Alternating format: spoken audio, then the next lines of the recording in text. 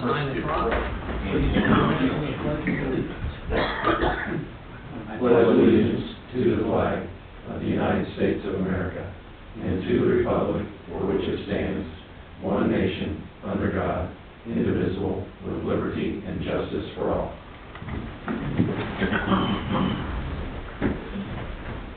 Okay, does anybody have anything they'd like to have removed from the consent agenda?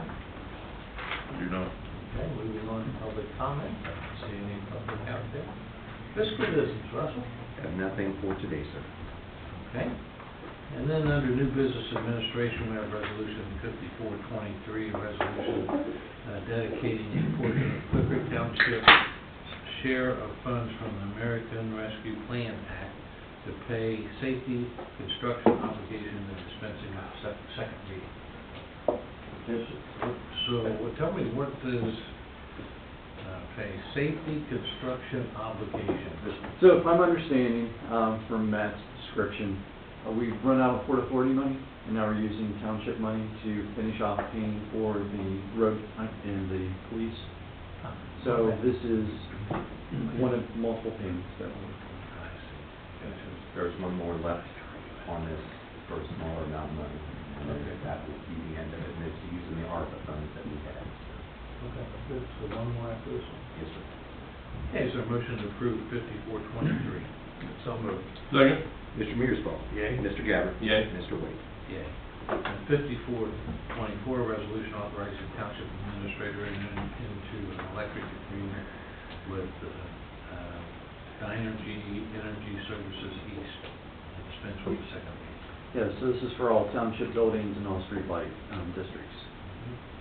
Is there a motion to approve 5425? Oh, so moved. Second? Mr. Gabbard? Yay. Mr. Mearsfall? Yay. Mr. Wade? Yeah. Did you have some discussion you wanted to do on that one? Or kind of ran right by that? No. I just stuttered.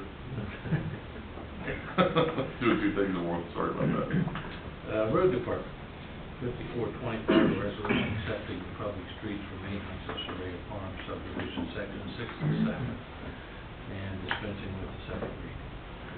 This is just a standard, It is what it is. yeah, I mean, I did the walkthrough at the end of the year, and then we did it again last week, so everything was Pretty fixed good that shape. we wanted done. Okay, questions about 5425? Hearing none, is there a motion to approve? So moved. Second. Mr. Mearsfall? Yay. Mr. Gabbard? Yay. Mr. Wade? Yeah. And also under Road 5426, a resolution authorizing the township administrator to execute a contract with Warren County Engineer for the 2023 resurfacing and striping project and dispense with the second reading. Yep, good, pretty good amount of road. Yeah, 4.6 miles Oh, good for you. and about $640,000, so That's you. pretty happy with it. Yeah, no, there'll be a lot of people happy with that. Any questions about 5426? Hearing none, is there a motion to approve? So moved. Second. Mr. Gabbard? Yay. Mr. Mearsfall? Yay. Mr. Wade? Yeah. Anything else under the road department at this time? No, sir. Police department, we have a recommendation to accept the donation of $500 from Simpkins Foley Insurance to benefit Safety Town. Yeah, Pat was in a week ago, and they are a constant contributor to that program, and he dropped off another check, and we appreciate that participation. So a motion to accept this $500 from Simpkins Foley Insurance. So moved. Second. Mr. Mearsfall? Yay. Mr. Gabbard? Yay. Mr. Wade? Yay. And we have resolution 5427, resolution declaring personal property as surplus and approving the internet option, direction of donation, and so on and so forth, and is dispensing with the second reading. The past few meetings, we've had the donation from the federal government with that block of guns they donated to us. We cleared some weapons on the property room that had cleared court. And then we have our older off-duty carry weapons that we have. Sometime back last year, we bought the new weapons for the on-duty with the new sighting program on them. We're doing the same thing with the off-duty, smaller weapon. with that same type siding system on top of it. So when it all washes out, trading those guns in for that series of guns will profit us about $4,100. We'll actually make money on the trade-in of that, and then I'll use that to offset the sights when I buy those. So good. I mean, it's a way to reset the weapons and get back, get that secondary gun sighting style just like we have on the first one, to keep that consistent now. So that's what we're doing. Good. Okay, anybody have any questions about 5427? Is there a motion to approve? So moved. Second. Mr. Gabbard? Yay. Mr. Mearsclaw? Yay. Mr. Williams? Yay. And a recommendation to purchase 4 sets of spike stringer tire deflation devices at $16,198 using the exclusive of the well fund awarded in 2020. Right, these are produced in the Netherlands, so Russ and I have been working for some time trying to get a system over here to purchase them here and repair them here. Park Public Safety is who we deal with all our police car upgrades. They took that product on as one of their product line now, and they've had the people from the Netherlands here. They've set up local banking and so forth, so we feel comfortable with the purchase rather than sending some check overseas. This is catching up with that low grant that came in. It took quite some time to get their business gravitated over this way, so it would all work out, and it's starting to take a foothold in the U.S. now, the product they're selling. So this must be superior than what we had in the past? yeah, no, we did the demo some years ago, probably 2020, showing, talking about the spike strips. These allow the officers to remotely work those spike strips rather than stand on the highway. Yeah. So, yeah, it's a lot better for the police officers to be out of harm's way, and this is that catch up to that presentation back in the day. The difficulty was getting it into the U.S. Marketable here, a way we could feel comfortable doing that, and we're at that point now. Okay. Now, the ones we have now are the ones that they throw out? Yeah, those are the ones that put you in direct harm right out of the roadway, then you have to wait till the car gets there to throw it out. This is contained in a box, and if you want to do a demo someday, I can do that. It's in a I box. remember the They demonstration. set it beside the road, and they can get about 100 feet away from it, I think it is, with a remote control device, and they can activate their remote control device totally away from the roadway and so forth. But the other ones, we'll still hang on to those. They're still the ones we still have. We have those mounted in the back of the cars. But we had this series of officers hit and killed there for a while, and that was what was troubling me all that time, as to what can we do better in that. And this product provides us to get out of harm's way and do that. So. Is there a motion to approve the purchase of the spike stinger tire deflation devices? So, Second. Mr. Mearsclaw? Yay. Mr. Gabbard? Yay. Mr. Williams? Yeah. We have a recommendation to purchase additional furniture, chairs, tables, bulletin boards from the Osterman Cron for the new building at a cost of $9,320. Yeah, a lot of this is bulletin boards and stuff like that. When we did the build, we just did basic furniture, and we set some money aside in this year's budget to accommodate any peripheral stuff we needed to go back and get. So there's some filing cabinets, small filing cabinets we need to pick up, some chairs, a couple small round tables, bulletin boards throughout the police department to put up, and that's what this is. It was budgeted items. It's a catch up on the stuff that we just didn't do the first time around, because we wanted to get in there, get the lay of the land, and figure out where we needed stuff to do that. So that's what that is. Is there a motion to purchase these items from the Osterman Cron Company? So moved. second? Mr. Gabbard? Yay. Mr. Mearsclaw? Yeah. Anything else, Chief? No, that's all. Fire District, I have a recommendation to purchase the automated voice dispatching system from the Locution. altering the systems for $46,000 installed at all three stations by mobile comm, at a cost of $10,000. for a projected expenditure of $57,000. Yeah, this was a budgeted item for this year. We knew we were gonna have to do this. The Warren County Communications Center switched to automated voice dispatching. So the call taker takes the call currently, they type in the information, and the person actually dispatches the calls and communicates back and forth. So now, the call taker will take the call, type in the information, and it's actually artificial intelligence that does all the dispatching. So it actually won't take a person. It's all done automated. They can do multiple stations at the same time. It's a real upgrade. Most of the counties around us have switched to that with great success. So there's a number of things that we can do when we install stuff into our stations to isolate different rooms, different times, do things as far as making the environment a little safer for our folks, as far as alerting calls in the middle of the night. Okay, is there a motion to purchase this voice-activated dispatch system? So moved. Second? Mr. Mearsclaw? Yay. Mr. Gabbard? Yay. Mr. Wade? Yea. We have a recommendation to accept the resignation of employment of Kevin Stevens effective April 26th with appreciation and thanks for his 23 years or so. Yeah. Fortunate for Kevin, he's got an opportunity up closer to home, excuse me, that he's going to take advantage of with the Moorfield Township Fire Department. He currently works there full-time. He's taken on a new position there. He's pretty excited about. We hate to lose him. Bad news for us, but Kevin's been a fantastic employee. But we wish him nothing but the best. Just is what he wants to do. Where's he at?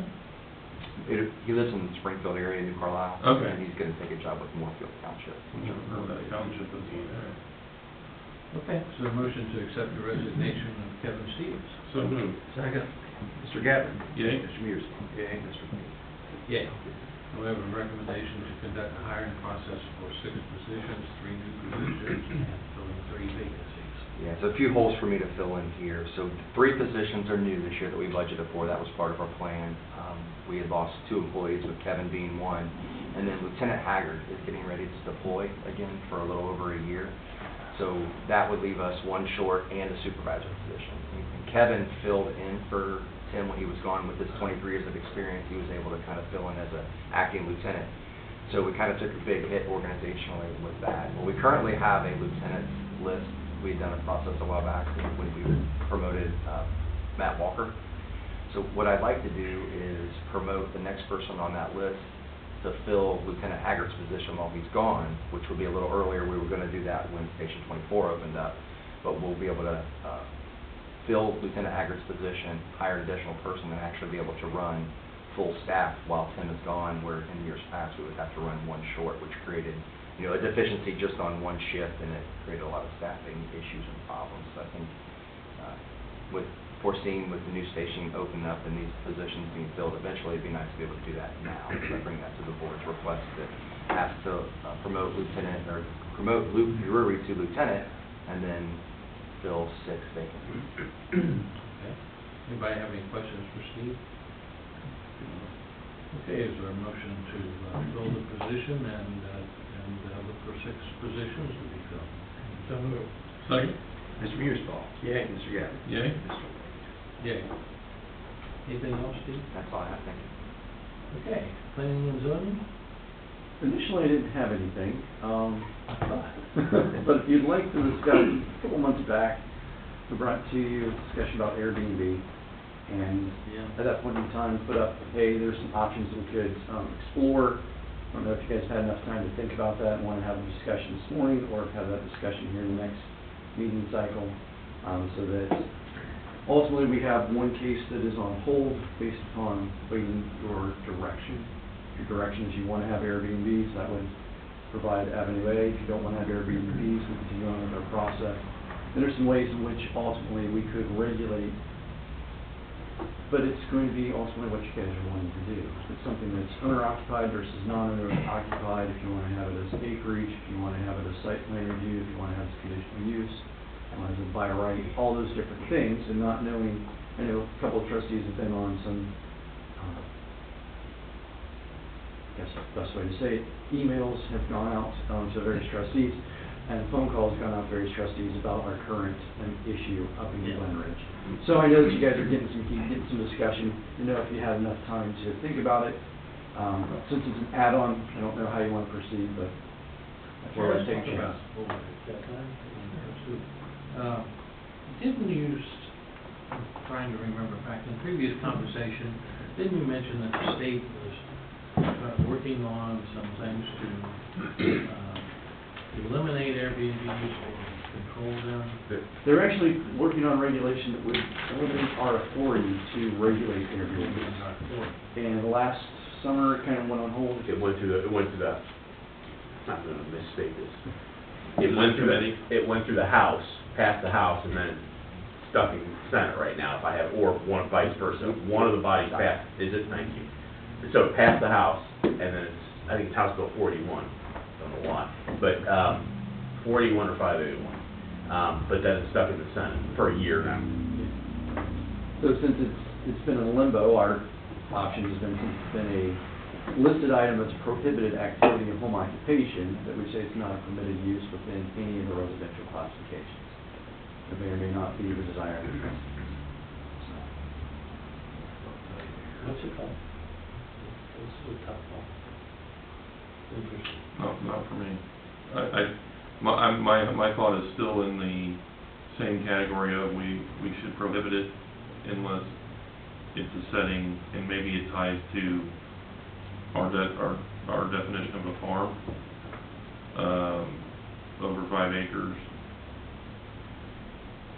What I think we need to eliminate is the ability for people to do it in residential neighborhoods within the township. That's where it's going to cause the most problem. I mean, we talked about the fact that this isn't a destination, but as I stated previously, with all my years and thousands of dollars spent in hotels, and others here can relate to this, we host a lot of club soccer events, we host lacrosse events in the Miami Valley, South, Warren County Sports Park area, and some of the clubs are starting to, the families are renting homes that are close to these events. And this would be an example, the House of Leonard would be an example of that, where they would plow 4 or 5 families into a house for the weekend, and the kids sleep on the floor or on air mattresses or whatever. And it's just, obviously, these people are spending a lot of money to live in the township. I don't think they want that type of dynamic. The particular Glen Ridge situation is even worse than that, but I just feel like that I don't want to prohibit our folks that have venues that might also allow people to stay, whether it's a destination type thing. I think I even used our properties as an example of that. All 3 of us own enough acreage that we could support that, but that's where I come out on it. I don't think it should be in residential. And I know HOAs have restrictions, but it's harder for them to enforce them. That's what Glen Ridge is going through right now, actually. So to be clear, I misspoke. It's House Bill 563, and it passed the House committee. Has not been reported yet to the full House, and that occurred on May. So it hasn't even passed either House. It just passed the House committee and May, what did it say? Committee 9 to 4. And it may never get out, but let's just say we paint the picture that it does at some point. If we act prior to that, we're in good shape. No doubt. Well, you're in good shape unless they pass it, and then unless somebody fights about whether what the General Assembly did violates home rule. That's another issue. That's why we pay you the big bucks. Thank you. Much appreciated. Is this contract on? Go right to it. Steve, what do you think? I agree with Jason, if you don't want it in residential, something limit to, can we do something like that, and, do you think, and, we'll have to change it, we'll have to put it on the ballot, or we'll just go through the regular zoning change for the next amount? Just a regular zone change text amendment process.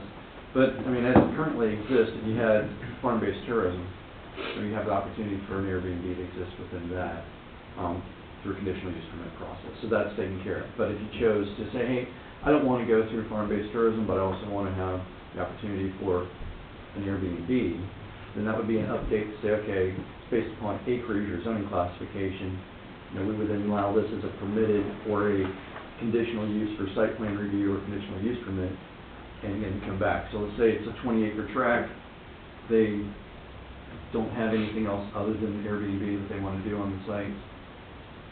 Could be a site plan review then from this body. Okay, you got 20 acres, it's in the middle of the property. You look at all the various things for noise, traffic, impact, have the inspections associated with it to make sure it's a structurally sound structure. Those different things that go along with that. And you'd say, okay, yeah, based upon this, we would then allow it to exist on this property.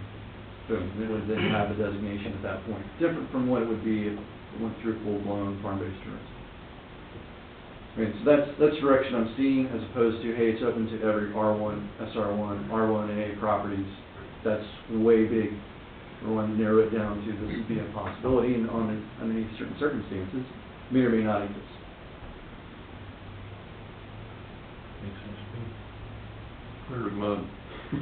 The other thing, not to complicate it more, but one of the other things you're starting to see now is accessory dwelling units. The mother-in-law suite, if you will. And so people are starting to regulate that area. Cincinnati passed it, actually, I think pretty comprehensive. But our folks in Yellow Springs have, though I know, never mind. Anyway, there are some folks that they're looking at accessory dwelling units, which also kind of indicates that. I don't, that's not something this board's talked about before, and I don't know if you see a lot of that question or not. Yeah, we have that question, and as it currently is regulated, you can have one single-family home per parcel. Okay. You have additions to a single-family home. It could be your mother-in-law suite, but we don't allow a secondary dwelling. And I don't know. And part of that discussion, if you're wanting to have this be owner-occupied versus non-owner-occupied, the discussion is same dwelling, separate dwelling. So it does fit in with the discussion as we would proceed. Is it something you want to have a cottage that you're renting out as the Airbnb, and you're living in the farmhouse, and the second cottage on the property is used for that purpose? In a couple of my other jurisdictions now working on that, so I'm happy to provide you with what they're looking at. I mean, it could be a separate discussion if you want to talk about that as well. Well, wouldn't hurt to talk about that.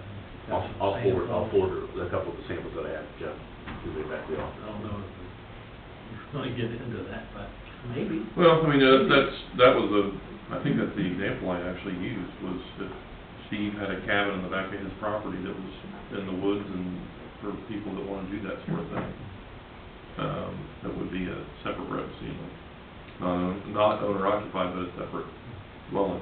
Two grain bins. The grain bins. Yeah. All part of the review. Exactly. But both those entities, the entities that I'm working with, at least envision, and nothing's been passed, so frankly, maybe they can be recommended by their respective planning commissions for that matter, but are looking at those as conditional uses. And do we have any problem with grandfather at this point? You always would. We have to determine the situation, but yes, in that instance, yes. Okay. So what I'm hearing from the board is that our current case probably are able to proceed because it's not meeting the criteria we're talking about. The criteria that you're seeing, I'll come back with a draft text amendment and see if that's where you guys are thinking this does make sense or doesn't make sense. Right. Is that the direction? Yes. Okay. Cool. Okay. Thank you. Thank you. Is there a motion to approve the consent agenda? So moved. Second? Mr. Gabbard? Yay. Mr. Mearsclaw? Yay. Mr. Wade? Staff updates. Anybody have any staff updates we want to talk about? Okay. So nothing unless we have an executive session scheduled. And the executive session is scheduled to consider the purchase of property and so on and so forth. And pursuant to Ohio Revised Code 129.22. And is there a motion to recess our regular meeting go into executive session? So moved. Second. Mr. Mearsclaw? Yay. Mr. Gabbard? Yay. Mr. Wade? Yeah. We're back into regular session. Anything else to bring before the trustees today? No, sir. Hearing none, is there a motion to adjourn? So moved. Second. Mr. Gabbard? Yay. Mr. Mutersville? Yay. Mr. Wick? Yay.